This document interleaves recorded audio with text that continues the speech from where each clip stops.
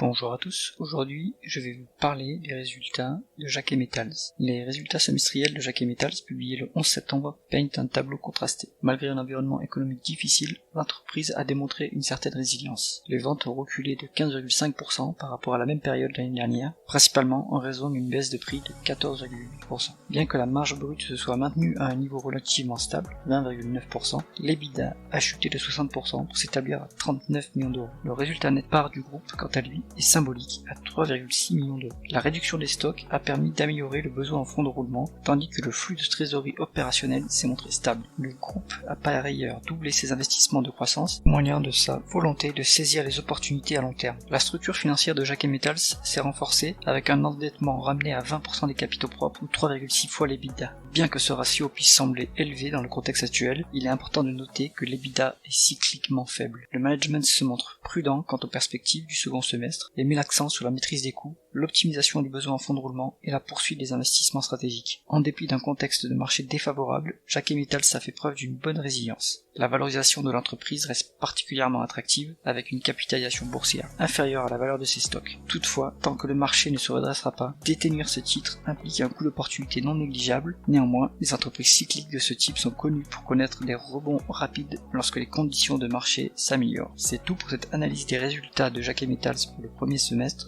Si vous aimez mon travail, soutenez-moi via le lien en description. À bientôt.